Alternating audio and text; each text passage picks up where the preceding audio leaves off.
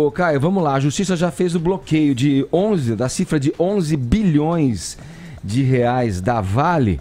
São três frentes de ações distintas, movidas pelo governo de Minas Gerais e pelo Ministério Público.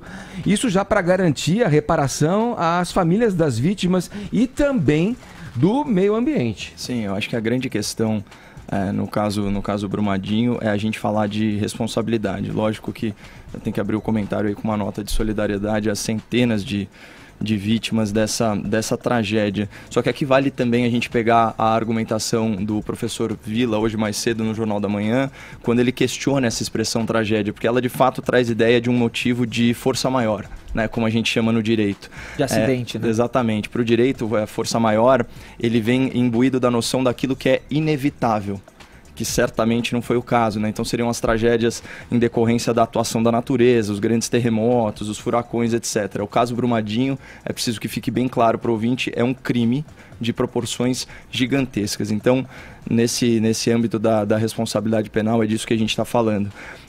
Tem uma questão interessante sobre responsabilidade civil, né?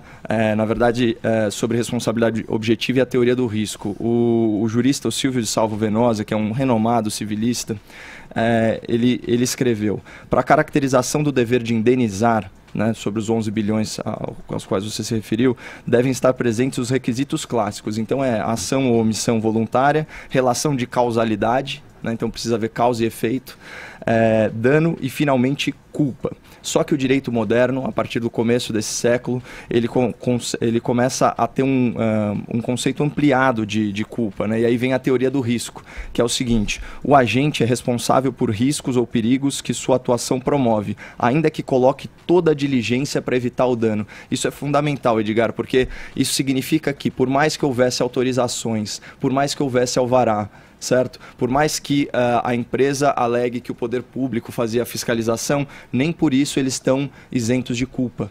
Portanto, eles devem responder. Esse que é o conceito de responsabilidade objetiva, né? Continua o professor Silvio Venosa explicando. O sujeito obtém vantagens ou benefícios e, em razão dessa atividade, deve indenizar os danos que ocasiona. A justificativa para isso é bem óbvia. Você não pode inviabilizar uma indenização para a parte mais vulnerável. Então, nesse sentido, é disso que a gente está falando, e foi com base na responsabilidade objetiva que o juiz plantonista deu a primeira liminar. Foi esse conceito que fundamentou a decisão do Dr. Renan Carreira Machado. E só para fazer um link aí com essa sombra, né, vultosa aí dos 11 bilhões, olha o que ele coloca na sentença. A Vale S.A., cuja responsabilidade é objetiva pelos danos causados, segundo ela própria, apresentou lucro recorrente de 8,3 bilhões e distribuiu dividendos da ordem de 1,1 bilhão de dólares apenas no terceiro trimestre de 2018. Se o ouvinte tiver curiosidade aí de dar uma olhada de como isso está no Código Civil, é artigo 927, parágrafo único. Bom, isso daí então a gente já falou responsabilidade penal, falamos da responsabilidade civil, tem também a questão da responsabilidade política.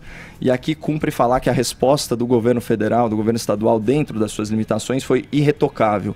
Já em 24 horas, o governo manda 3 ministros de Estado, né, então Meio Ambiente, Minas e Energia e Desenvolvimento Regional, para o local. Também foi o secretário nacional da Defesa Civil, ele fazia parte dessa comitiva. Por parte do Poder Judiciário, a Procuradoria-Geral da República, né, pela Raquel Dodge, também se fez presente e fez um discurso de celeridade, né, na apuração de responsabilidades, portanto, algo contra a impunidade. No aspecto internacional, a gente tem que falar da mobilização da delegação israelense, mais de 130, né, profissionais, médicos, engenheiros, bombeiros, técnicos, toneladas e toneladas de equipamento para ajudar nas buscas. Israel, inclusive, colocou nas redes sociais: nós ajudamos nossos amigos. E outro ponto muito positivo é a integração com o governo estadual. Aqui os parabéns para o governador Romeu Zema, estreante na política do Partido Novo, que deu pronta resposta. Para efeitos de comparação com o desastre de Mariana, a comparação é inevitável. A presidente Dilma levou 3 dias para se manifestar publicamente sobre aquele desastre e 1 semana para visitar o local da tragédia.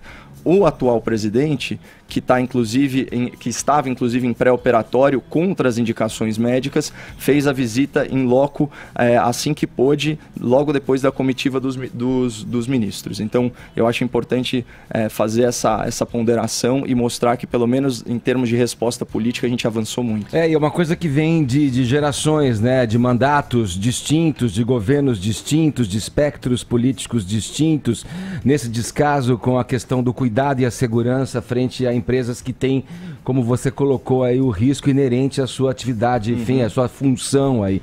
É uma coisa que vem, né? Um descaso que vem acontecendo. Acho que é um alerta também, né? Resta saber, e eu acho que isso também faz parte desse debate aí, o quanto essa tal flexibilização propagada aí pela nova diretriz, né? Pela questão do enfraquecimento que se tanto fala do Ministério do Meio Ambiente, vai nos precaver de situações calamitosas como essa. É o que todos esperamos. Eu acho que é um alerta também pra gente poder rever o que aconteceu com Mariana, porque a gente é um povo que costuma se sensibilizar muito com esses crimes ambientais, tragédias, seja desastre, seja lá como a gente chame, nesse caso, mas a gente esquece muito rápido, né? Porque o Brasil tem sempre uma treta atrás da outra, então a gente acaba não cobrando as providências até o fim.